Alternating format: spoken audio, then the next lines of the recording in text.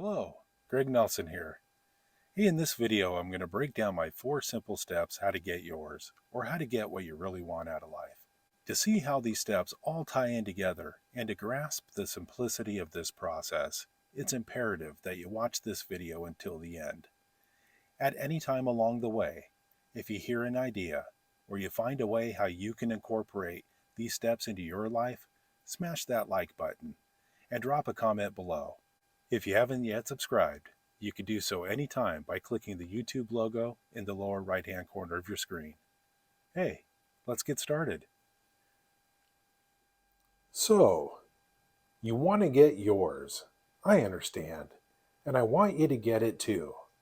Believe me, I get mine, but only after years of studying the teachings of some of our nation's greatest business leaders and personal development coaches out there. I've taken what I've learned, the best from a little bit of each, and broken it down into a simple, easy to follow process that I apply into my own life. And it absolutely works. It's like hitting a home run every time. With that, number 1, we want to figure out what it is you want in your life. You want to get yours, right? Well, what is that? We get 6,000 thoughts that come into our mind every single day. Not all of those thoughts are going to be positive, and we're not going to acknowledge or realize all 6,000 thoughts. Some of these thoughts are going to be a mix of everything. Some positive, some negative, some indifferent. Some of these thoughts, and the positive ones, may come to you day after day on a repetitive basis.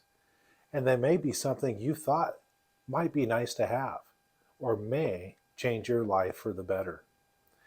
This is what we're looking for. If you've recognized some of these thoughts continually to show up on a daily basis, and you know that they're massive and they would change your life for the better, to not only where your life is affected, your family's life is affected, and your children and their grandchildren's lives could be affected.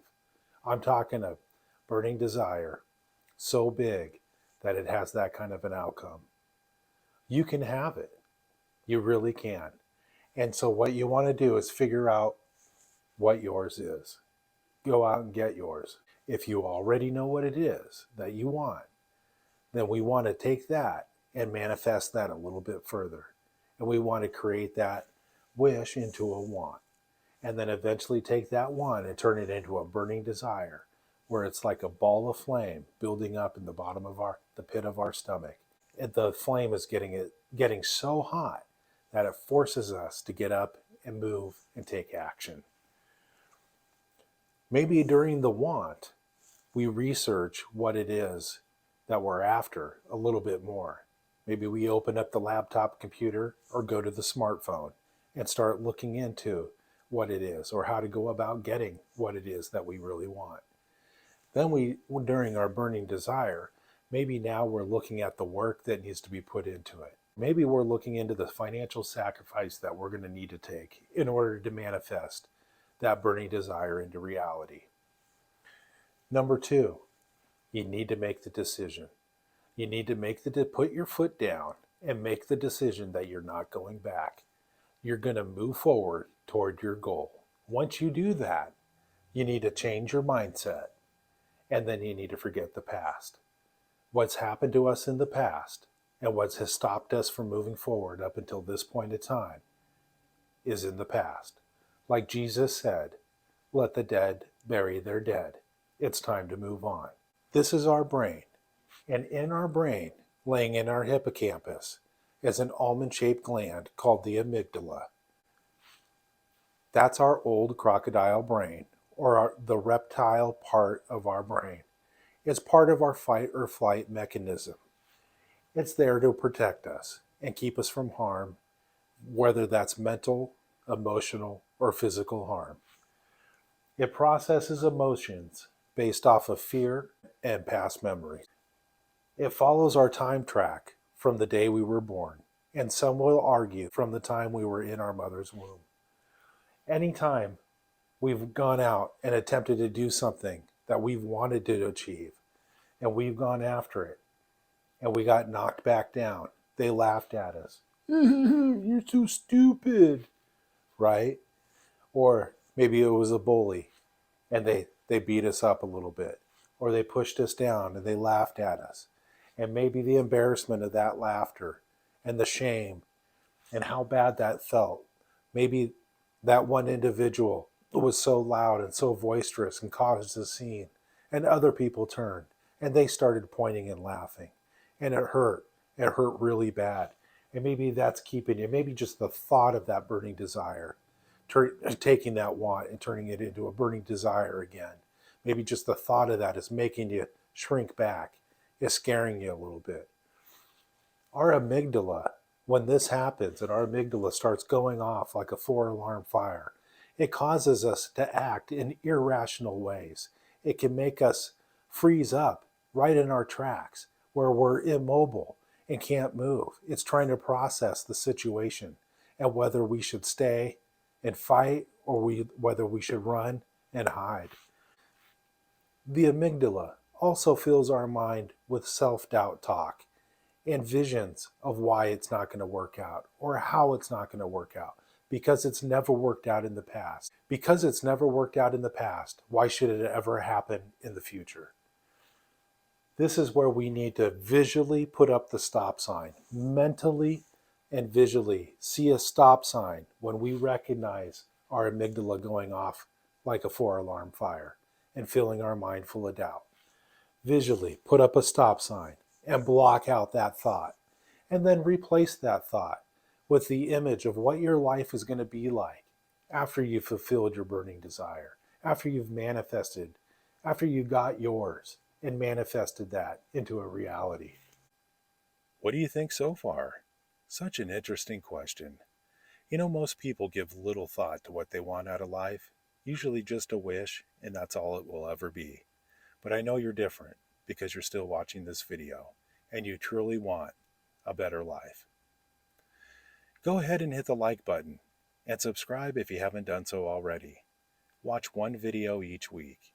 Apply the information that you've learned, and in no time at all, your life will have already started changing for the better.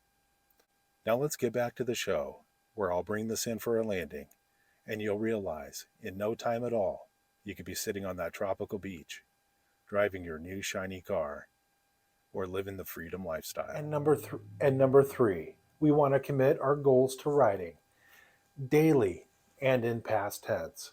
When I say daily, once a day, twice will be better.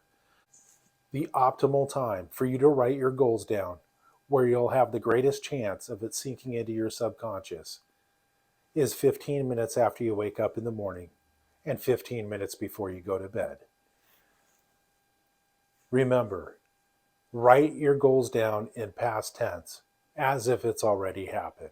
Bob Proctor likes to put a positive emotion or positive intention in front of the goal that's already been achieved. And he teaches to write his goal something like this: I'm so happy and grateful, or I'm so happy and thankful now that I have, or I'm so happy and grateful now that I am. Grant Cardone, when he teaches about writing his goals down, he teaches about writing his goals down in the morning, in the evening, and when he's feeling discouraged. And he just writes them down as if it's already happened. I have, I own, I've accomplished. No matter how you choose to write your goals down, writing them down in the past tense daily is the most important thing.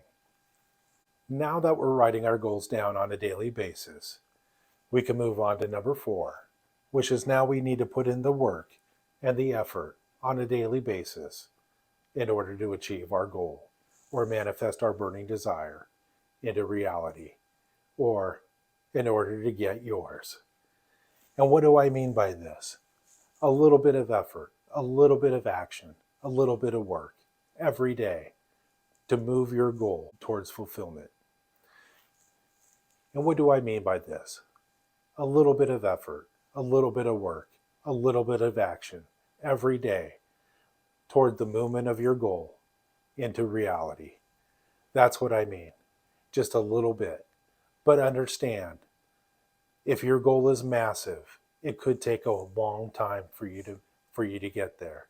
So the more action you could take, the more work you could put in, and the more effort you can apply, the quicker your goal will manifest. Keep in mind, action is a law of attraction multiplier. It is the salt and pepper on the meat and potatoes. It is the secret sauce on your delicious fried chicken sandwich. If you can continue this cycle on a daily basis, in no time at all, you'll get yours. I'll link other videos to the end of this video for you to further your education. And remember, if you only watch one video a week and apply the information I teach, in no time at all, you too will be sitting on that tropical beach, driving your brand new car, or enjoying your friends and family in your brand new dream home.